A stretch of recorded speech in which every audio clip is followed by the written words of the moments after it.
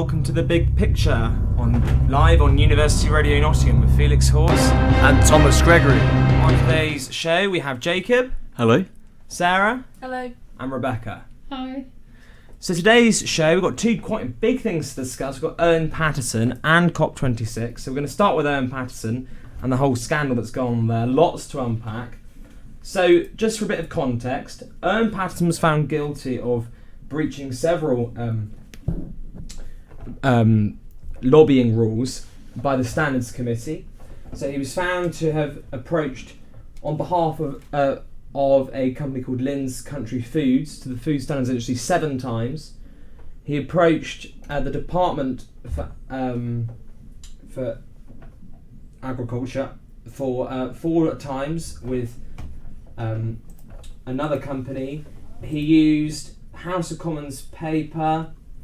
He failed to declare his interests. He met businesses 16 times in his office. And following these breaches, normally what happens is then Parliament votes on whether or not the MP should be suspended, and it was recommended he should be suspended for 30 days. Then the government tried to overthrow these rules whilst this was going on, and this is where we've been left now with this scandal. So what do people think about this? This is quite a serious act, don't you think, of the government to change the rules whilst an investigation has occurred?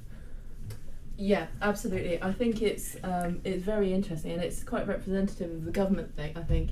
To quote Keir Starmer, rot starts at the top, and I think we do need to look at the top rather than looking just at Owen Patterson. But it does show the underlying corruption within the party.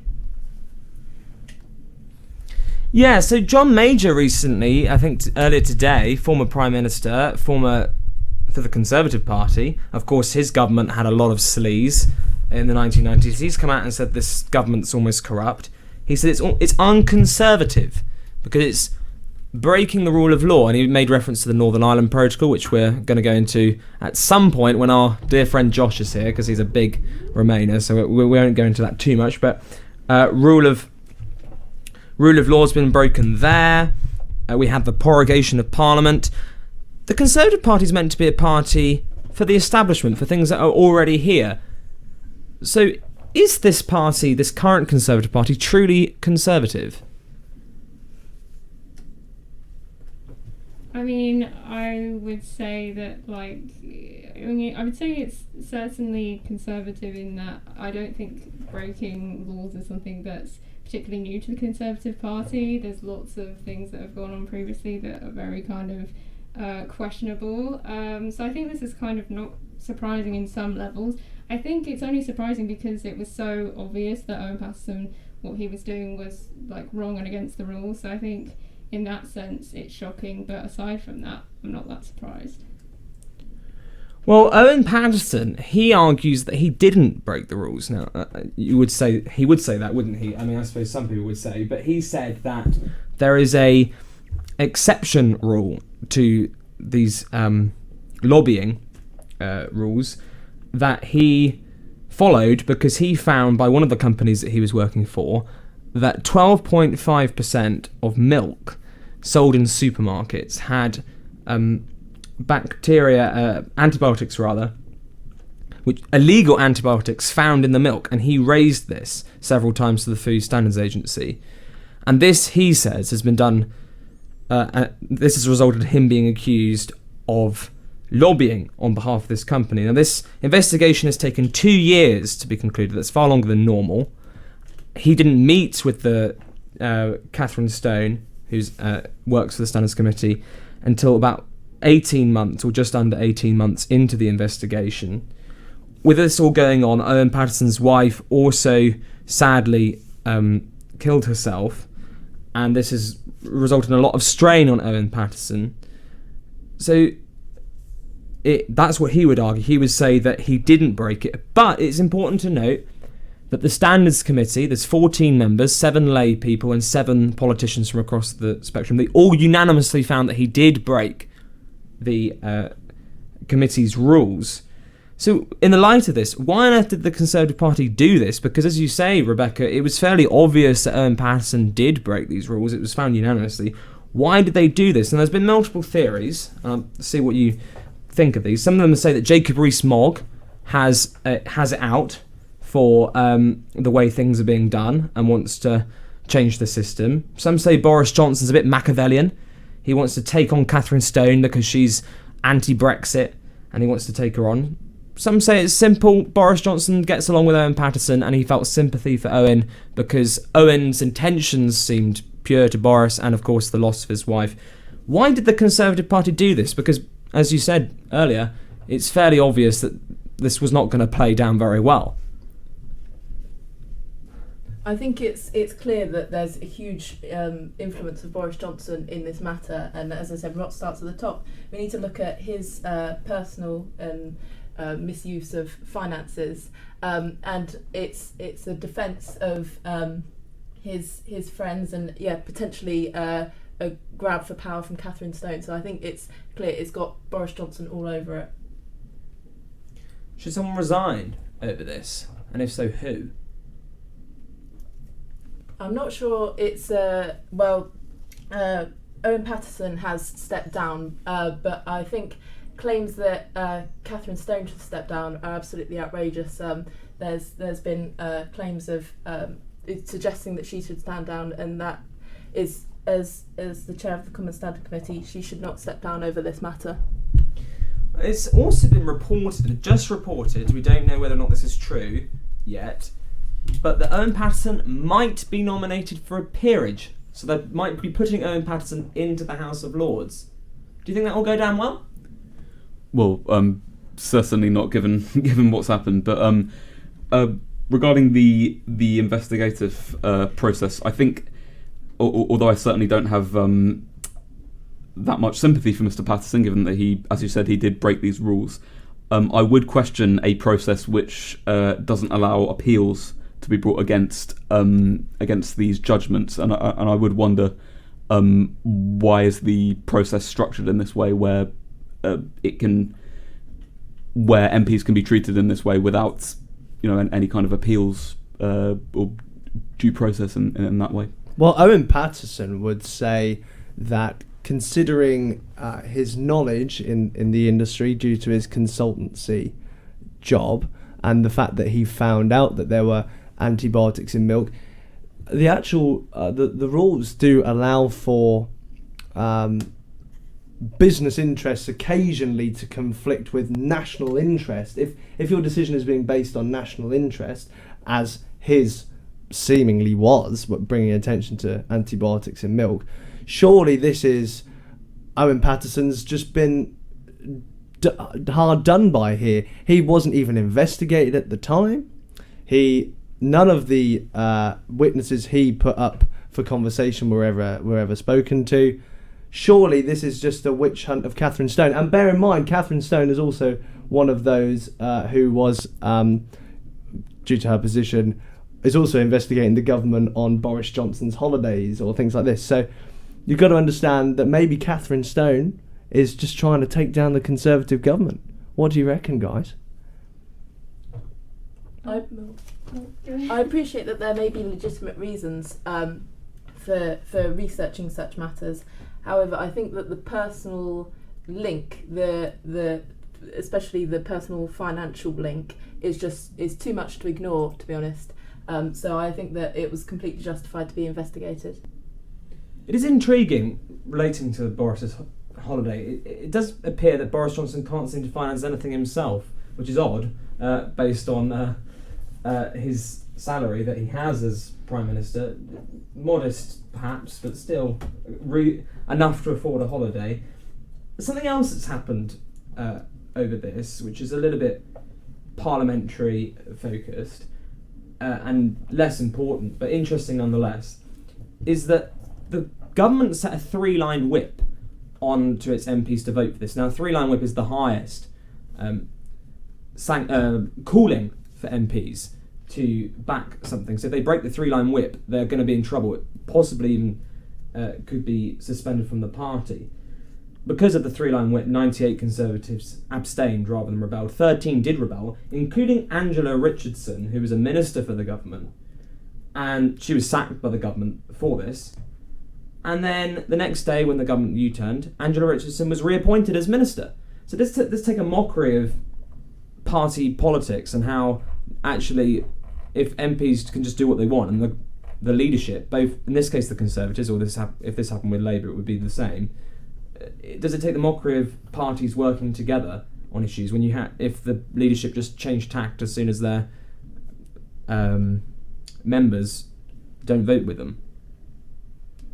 I think that the leadership later appreciated the scale of their huge mistake, to be honest. I think that on reflection they really should have done that.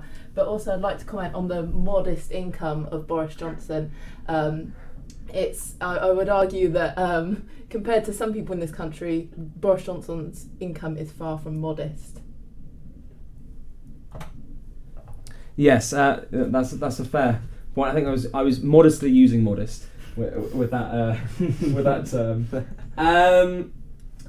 Should there be an anti-sleaze candidate contesting the by-election of North Shropshire, which is Owen Patterson's seat? Now, Owen Patterson's seat is hugely Conservative. The chance of this not being Conservative is huge. It is unlikely, rather. In the 1990s, when there was a sleaze scandal involving Neil Hamilton, who's just been elected leader of UKIP, but at the time he was a Conservative minister, they put a anti-sleaze candidate, Labour, Lib Dems, Greens, they all stood aside for them, and they did manage to beat Neil Hamilton. Should this occur, Labour have said they're not going to do it, but there was an idea presented that there should be one united anti-sleaze candidate to whoever is going to contest this by-election. I think it would be. I don't think it would be a bad idea at all. I think part of the issue was Owen Patterson was so supported within his own constituency. So I definitely think it would be something that would be potentially worthwhile in this incident. But I don't know whether it would be really effective. And like you say, Labour aren't keen. So I don't know that it would necessarily work, but I think it would definitely be something that might be worthwhile considering. What do you think, Sarah? I think the idea of an anti-sleaze candidate is quite problematic, really, because you've got to get all of the smaller parties in that constituency to agree on a candidate, which is at best unlikely. So although that may be a good option if you want to try and get the Conservative Party out of North Shropshire, it's unrealistic. Jacob? Again, I'd say it could be quite problematic, for the reasons just mentioned. Getting such a large number of people to agree on something, on such a controversial issue, is quite but it would be quite a feat. Earlier, I'd just like to correct myself because I said that Owen Patterson had lobbied the Department of Agriculture. It wasn't the Department of Agriculture, it was the Department of International Development. So I just want to make that clear. 4 times he was accused of lobbying them. So one poll has come out since this that has put the Conservative lead now down to just 1%. Interestingly, they are still ahead of Labour. But what has this done to the reputation of the Conservatives? Is this just another scandal that the government is going to be able to fend off and still win the election? Or is this going to stick with people? Because people don't like it when there's corruption. Polling indicates that. Is this going to stick to the Conservatives, or is this just going to be forgotten about in a month or two? I think that this is going to be forgotten about in a month or two. I'm pretty convinced of this. When we look at sort of Boris Johnson's flat refurbishments and that kind of idea, I think these kind of things are part of Boris Johnson's persona of being unconventional, and these sort of things would stick to John Major as they did do, but he hasn't quite got the personality cult that Boris Johnson has built up. So regrettably, I think this won't stick to the Conservative Party. Jacob? I think it's difficult. It's quite difficult to say, really. Rebecca? Yeah, I would definitely say that I agree. I don't think it's going to remain in people's minds for necessarily that long. I think the fact that also it had, Owen Patterson had such support within the party is evident of the fact that the Conservative Party thought that they could kind of get away with it, and they're likely only going to think that if they don't fear any opposition or fear that they would lose any kind of support. So I think whilst, yes, at the moment it's definitely massively controversial, I don't see this necessarily as a massive problem for the Conservative Party in popularity, especially given Labour's flaky, to say the least, position at the moment politically. Couldn't you say that this affair with Owen Patterson, you could say that maybe, to some extent, you can see that he's bringing up an important concern.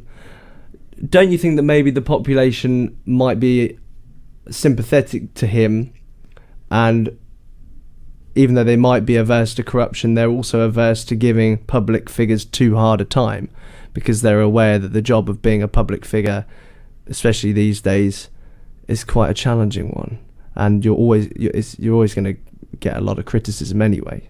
So, do you reckon that the population might have some sympathy for him?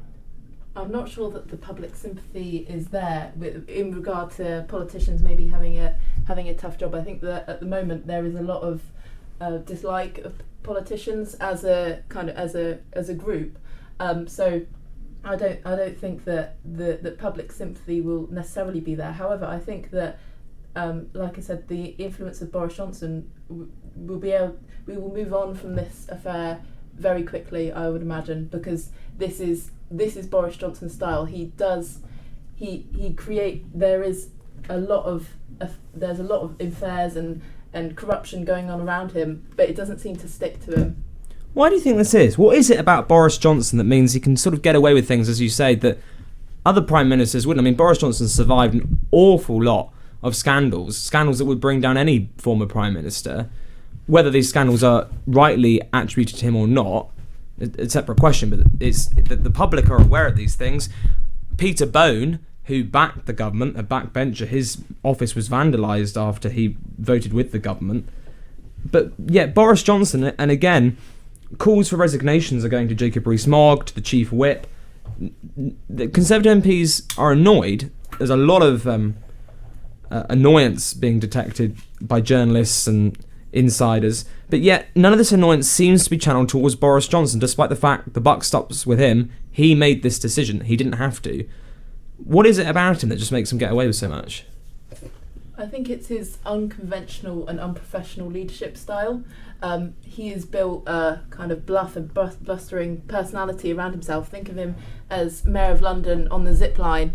He's not a person that people take, I think, as the general public take as a kind of a serious kind of politician. He is a character, essentially, and I think that very few politicians would have survived this long with this many scandals. He's just built such a cult personality up around himself that he can survive things at the moment.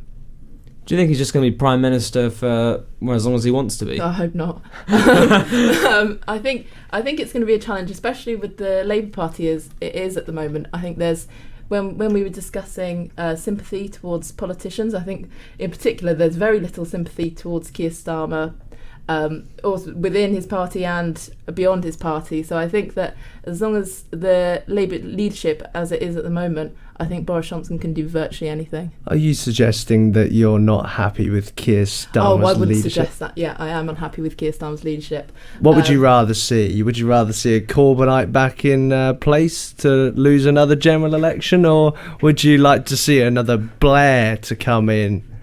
Well, personally, I am a Corbyn fan, but I understand that his appeal is not to everyone's taste.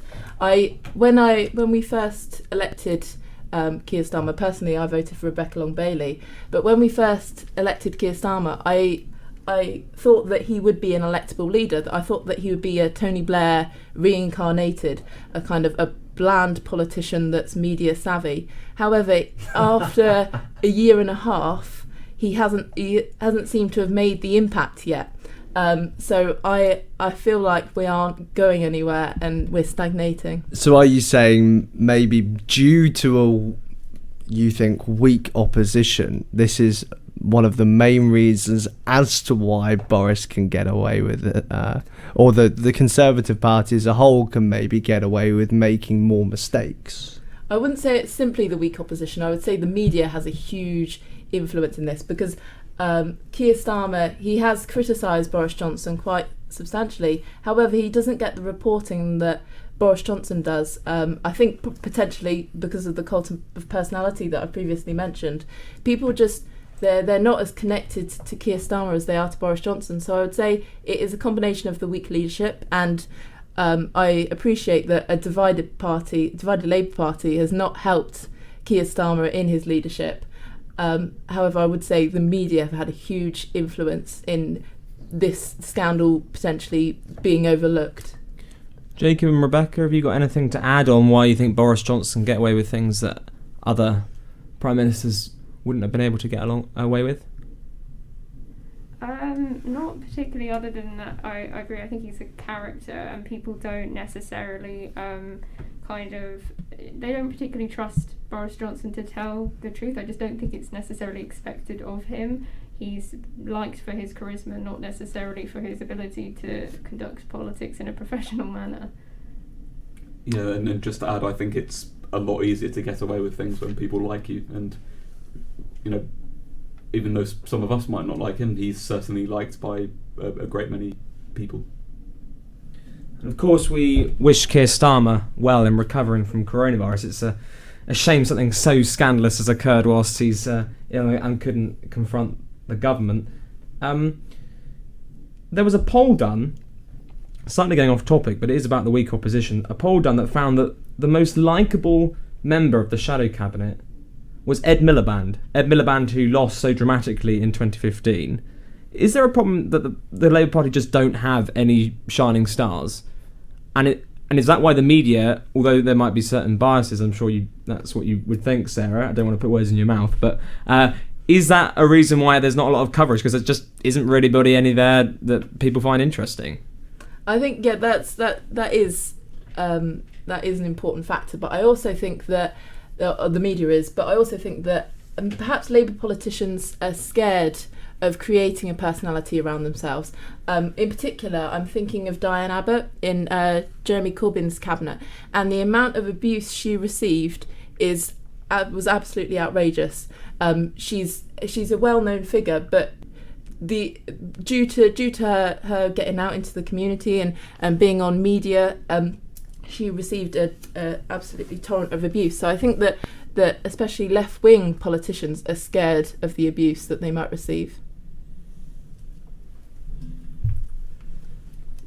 Yeah, I agree. I think that I don't necessarily think it's a case that Labour don't have a kind of shining star candidate. I don't think there are lots of Conservative shining star candidates, but I think you just have to have one that even the Labour Party approves on. And at the moment, because I think the Labour Party doesn't really know its own direction, it's very hard to have a single candidate that could unite everybody.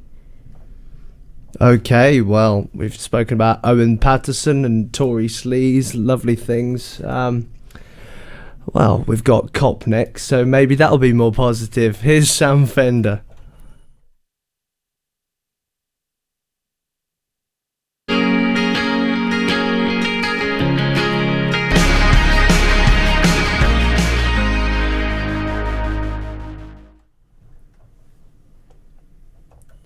Hello and welcome back. So our second topic then today is COP26. So Australia, India, Russia, Saudi Arabia, they've all committed to net zero for the first time, which is impressive. But Greta Thunberg has said that COP26 has been a failure. Certain countries haven't decided to reach net zero by 2050, such as India, China, Russia. The USA didn't sign up to a coal deal to reduce coal. Many progress was made, which we'll get into later, but generally, so far, has COP26 been a success? What do you think? I appreciate that this is a good step forward and a necessary step forward. However, I think that the COP26 it's been a PR statement more than anything else. I think the reasons that Felix has just outlined, the underlying huge issues with some of the agreements that have been made, simply that it's not satisfactory for the disaster that we're currently in. So I think that and also governments have been able to create loopholes for themselves, as Greta Thunberg pointed out. So I do think that COP26 has been a PR statement. Yes, and to add to that, as Greta Thunberg said, she described it as a global North greenwash festival, and I think that is a very accurate assessment of what went on there, given the fact that this is essentially mainly, though not completely, wealthier heads of state from wealthier countries committing to do a lot of, nice sounding things for the environment, but really in the long term, I'm not sure how this is going to pan out and how much this will actually affect the climate crisis that we are in. Oh, well, that's pretty damning, isn't it? No positives there. Don't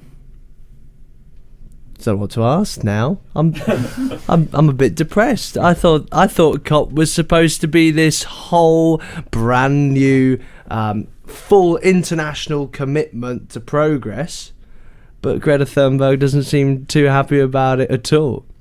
I don't know whether you know the specifics or not, but unfortunately China and Xi Jinping were not really present, and I don't think Putin was either. So on that note, were the key was it doomed to fail when the two big key players, China and Russia, didn't decide to turn up? In fact, even more than that, are all these attempts just completely not worth it because we know China and Russia won't get involved? So should we just give up and pollute the planet and see how it goes? What do you reckon?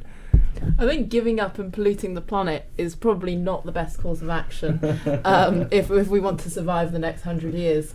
However, it is, without big players like China and Russia there, it is difficult to be able to see a way forward for a positive result from COP26. However, I don't think we can just pass the buck and say China and Russia weren't there. We need to be able to create good, sufficient pledges to reduce emissions and move towards renewable sources of energy. So I don't think we could just say China and Russia aren't there, let's not bother. We need to be able to create alternative solutions, even if those key players aren't going to cooperate. We need to start acting. Yes, and I'd just like to add, no matter what is pledged by the heads of state of, as I've said, generally wealthier countries, given that we've exported so much of our production and our natural resource mining to poorer developing countries who have far less capacity and will to comply with any environmental pledges, essentially any action that we take will ultimately be undermined by this economic system that we have, where again, as I've just said, so much of what we do is essentially pushed off on other countries, and then who then contribute to climate change, and we then stand back and act as if we have nothing to do with it, or as if our pledges can actually meaningfully change anything. Yeah, I would also say that I think that particularly Western countries kind of have a bit of a responsibility to try and take the biggest measures that we can to try and tackle climate change, particularly when you look at countries like China. Whilst they, yes, are very big and do account for a large amount of the climate change that we do experience, they are classified as a developing country. The Western countries have been able to benefit from the Industrial Revolution and not having to adapt to new climate restrictions and so on. So I think the onus kind of falls upon Western countries to try and set the example. Yeah, it's a very interesting points raised there. It is good to see that China has said that it will only use 25% of. It will try by 2030. China will try and make 25% of its economy non-fossil fuel based. So they're making pledges, but how will they be fulfilled, and how much will that actually benefit the environment is much to be seen. Our government has announced environment plans, which we discussed on the show 2 weeks ago. But the government seems to be in really two minds about the environment. On the one hand, we're leading the world here, we're meant to be leading the world, encouraging people to reach net zero. Boris Johnson's been phoning world leaders, trying to encourage them, particularly like Scott Morrison of Australia. But on the other hand, it seems that the government isn't really against an oil field off the Shetland Islands or a Cumbria coal mine. So we've asked this question before, but what is the Conservative view on the environment? Because some minutes you think, wow, they're really going for it, and others think, why are you doing that if you think this? It's a bit contradictory. What do you think the government's intentions are here? I think that the mixed messaging on Conservative Party policy with regard to the climate is primarily due to Boris Johnson. I think that his mixture of, like you say, pledges to reduce emissions and things like that, and then the use of a private jet, I think that kind of just plays into Boris Johnson's personality, I think, for the public. But I think also by trying to satisfy both groups, they're trying to appeal to a whole spectrum of people, and I don't think that these pledges are genuine, and I don't think that they will be fulfilled. Just to add on the point about the private jet, although that is definitely very bad optics, and I think Boris Johnson, shouldn't have taken that choice. I think it is useful to bear in mind that the vast majority of emissions are caused by large companies, and so rather than focusing on the actions of individuals, even if they are very powerful individuals, we should be focused far more on the destruction that is being brought to the climate by these massive companies, and to the and in the ways that they export their destruction to the climate, as I've previously said.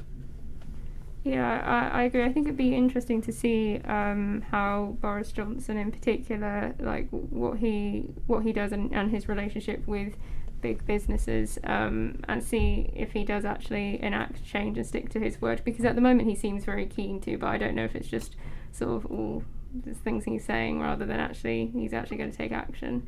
Well, wouldn't you say that Boris is just being pragmatic?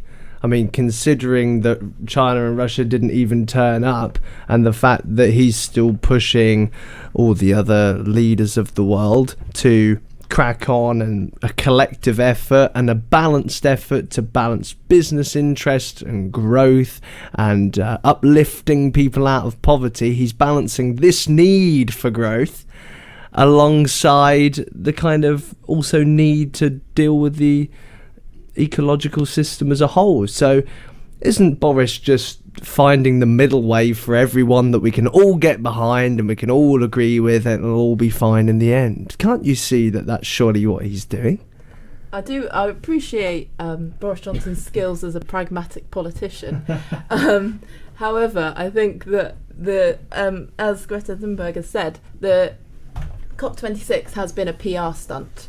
The idea that Boris Johnson has been really pushing other nations to make pledges is simply outrageous, to be honest. But surely if he's doing it, if there was a Labour government or a different Prime Minister, surely if they did COP26, you wouldn't necessarily be saying, oh, it's all a PR stunt. You'd see the good from Boris and what the Conservatives are trying to do, which is to save the world. I don't think I would, to be honest. I think that so the pledges that the Conservative Party have made already, we are not on track to achieve these goals. That is one of the reasons that I doubt Boris Johnson's pledges as genuine. I also doubt his pledges as genuine because his flippancy around the climate crisis. I think he said something along the lines of, this is a very important summit, however, I'm not sure it will work. It needs to work. We have got no option but for it to work. So I think that Boris Johnson's lack of recognition of the severity of this crisis is another reason why I seriously doubt how genuine his ideas are. Yes, and I think also the Conservative Party, but also Conservatives as a whole, regardless of whether they belong to the party or not, should also take responsibility for the culture of climate denial which has been brewing over the past few decades. Now, obviously, I understand that the Conservative Party does acknowledge that climate change is real. Most British Conservatives, at least, do acknowledge that climate change is real. However, the culture of conservatism that the Conservative Party has allowed to fester has greatly contributed to the rise of climate change denial. Particularly online, you see a lot of these conspiracy theories being pushed by particularly American right-wing media groups, which are infiltrating into Britain, and they are permeating our political discourse as well. And so I think that all Conservative political leaders need to look themselves in the mirror and hold themselves accountable for this culture that where we don't really take, or at least we haven't really taken climate change very seriously up until now. Yeah, Jacob, that's a very interesting point, because a lot of Conservative parties abroad do deny the existence of climate change. Australia, for example. well, not deny, but well, maybe not enthusiastic. Not so enthusiastic. This party does seem to recognise the need for it, although there are many members of the Conservative Party that might be a bit more reluctant. So that is a very interesting point. Jacob, you also earlier mentioned about business and businesses being an issue. The government has announced that by 2023, firms will have to show to an independent panel how what they are doing will result in net zero.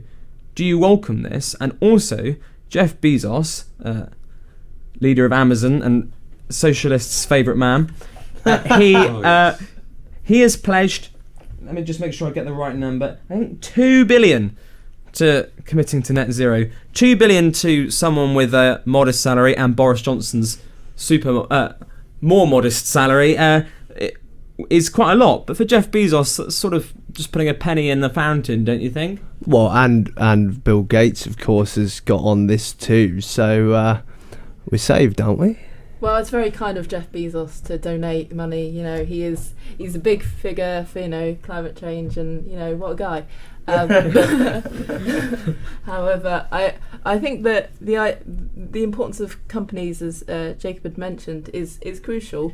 However, I think that we can't just look at companies. We need to look at government regulation around companies, which is why this board is so important. But I would doubt how much they would scrutinise the environmental impacts of each company, and I don't know. I'm not aware of the regulations around it, but I would doubt I question how tough they will be on restricting climate catastrophe. Agreed. I think given how tied up private business interests are in the government, as we've seen with the previous point with Mr. Patterson, I think it is questionable as to how effective these regulations will be, and what can the government really do to stop these massive companies. I mean, they can fine them, obviously, but and restrict their business. But again, most of these companies are so powerful that these restrictions aren't, or any fines that they might impose simply won't do very much damage to them. And on the second point about Bezos and his environment donations, I think, given the fact that his business and his the kind of business practices that he engages in are one of the major contributors to climate change, not just directly through things like Amazon delivery vehicles, but also the production process of the products that he allows to be sold through Amazon, and other and other like tertiary kind of climate effects from his business. I think a donation, even of that amount, isn't enough to compensate for the harm that he has done and is continuing to do. Yeah, I think there needs to be like a complete change in the way lots of these industries operate. I think also there needs to be kind of like a global effect, individual government sanctioning certain like fines, or certain businesses offering certain amounts of money are not single-handedly going to solve the issue, because a lot of these businesses are global. There needs to be some kind of global response to it. I don't really have the answers, like I don't know what that would be exactly, but I definitely think there needs to be a complete change in the way that a lot of these businesses operate in their entirety, rather than just simply donating random amounts of money. Let's stick to big business. Big donations have been made, but you highlight problems with this, and it's not the full picture, and business itself needs to change, and the companies shouldn't be polluting as much as they do. But the challenge, of course, is that we've lived these years with Amazon next day delivery. People can get exactly what they want right away, and the convenience for consumers is clearly very valuable, and a lot of us wouldn't want to see that change. And also bear in mind that Jeff Bezos, Bill Gates, other big business leaders also don't want to lose their hegemony on the top of the business, at least in their part of the business, because of course they might be replaced by profit by a company that cares less about the environment. So these companies don't want to sacrifice too much of their profit, because then they'll lose their dominance in the system. So I get the sense that this is a systemic change that needs to occur, and the government needs to basically be in control of all business, don't you think? Internationally, not just nationally, because they'd lose out from a business from abroad. So I just want to know how you'd tackle, firstly, the desire of consumers for convenience, and frankly, it takes two to tango. And also how you deal with businesses at the top that are making some sacrifices for the environment, not losing their place to a less environmentally conscious business. Well, I think that Marxist revolution is the only way forward. Well, that would be a way forward, but in the future, anyway, I think that two important things need to happen. Firstly, a change in consumer culture, and secondly, a change in the amount of government regulations that are put on companies. So consumer culture, we need to change our ideas about convenience and fast fashion, things like this. And we've mentioned sort of offshore manufacturing. We need to change our ideas about that, and we need to expect to pay a bit more for something that has been sourced with a smaller carbon footprint. And then I think that we need with the more government regulations, I think that may come with a Labour government, and that at the moment a Conservative government will not achieve the amount of regulations that we need. And before someone comes in, are you suggesting that consumers should pay more, and more of their pocket will go to the climate crisis on expensive products, and you want governments to make laws that stop companies selling products that are too environmentally damaging? I think that we need to have a look at our kind of materialistic culture. We need to have less stuff, I think. And that's on people too. They need to stop buying. Yeah, we need to stop buying sort of trended stuff. We need to invest more in items, and don't build up huge reserves of just things. We need to just concentrate on getting high quality low carbon footprint items. Jacob? Well, I certainly don't support Thomas's idea of a one world government. I'm not much of a... Oh yes, my idea, of course. I would... First of all, I would caution against putting too much onus on the individual to change. As I've previously said, a lot of this is on companies to make these changes, and expecting individuals to change their consumer habits too much, I think would be, I think would not be realistic. Although of course we can expect people to make small changes, while keeping in mind the fact that, again, individuals do not have a whole lot of power under the current system to change the way that businesses act, because of course businesses act independently. They're not democratically controlled. They operate according to the profit motive. However, government regulation, I think, could be a good stopgap until we find a more permanent solution. But again, I would caution against relying too much on government regulation, because as has previously been said, governments are heavily intertwined with private business, and of course interests can conflict, as we saw with the previous topic. But I would say that the government certainly needs to start taking this more seriously than it has done for something to actually be achieved. But of course, expecting businesses just to change on their own is still a problem there, and they could be supersumed by less environmentally conscious businesses. Rebecca?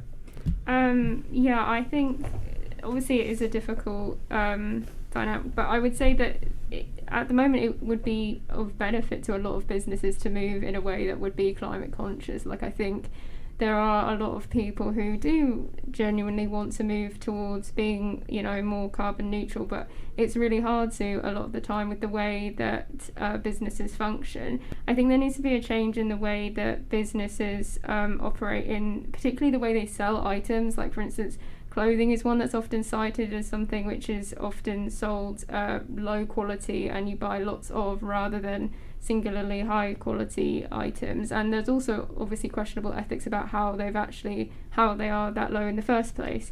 So I think that businesses moving in a way that they don't try to sell as much for the lowest price, and instead try to sell things that are slightly more expensive but we know that are better quality is a better move. But obviously the inevitable part of that is that there is a bit of a problem in that the accessibility and also cost prices of items have been now, because often they are so low, that's a really good thing for a lot of people who can't afford to buy more expensive things. So it is a difficult one, but I think it comes with businesses changing.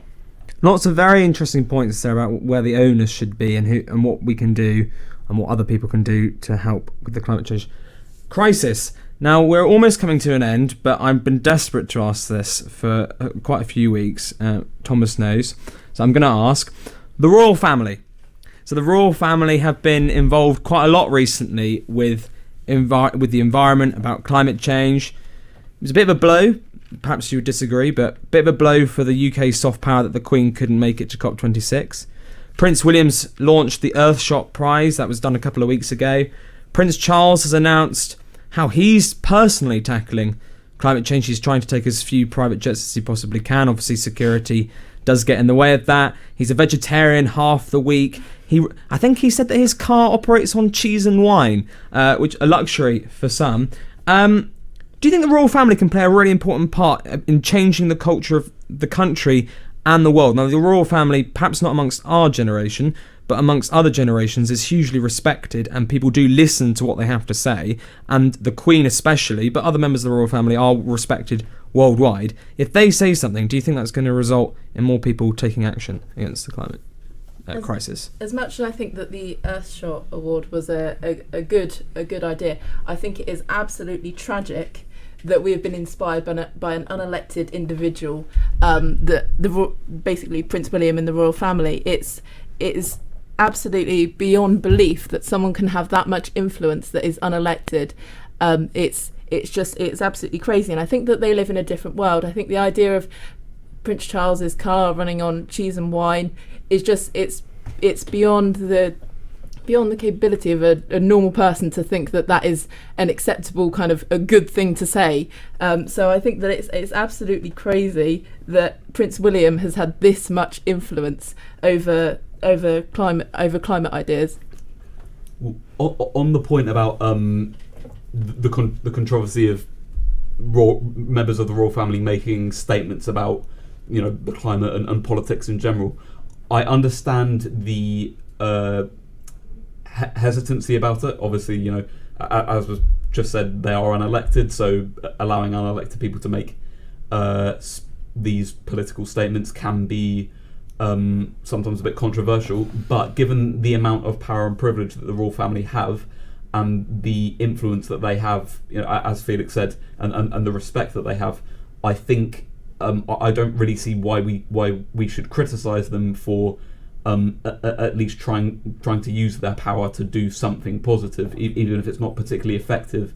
At least it gets people talking about this very important issue. Okay, Rebecca, last words. Yeah, I would just say that I think Prince Charles has been kind of known, I think, for his sort of quote-unquote climate-conscious attitude.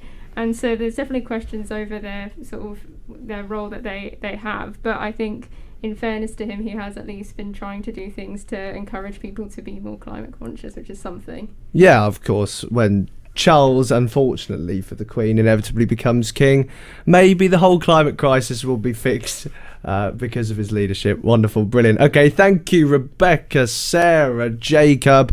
This has been The Big Picture. I hope you people listening have enjoyed it. I've been Thomas Gregory. I've been Felix Hawes. And to lead you out, considering Greta Thunberg was in hearty voice with this song, we thought we'd put on a little bit of Rick Astley.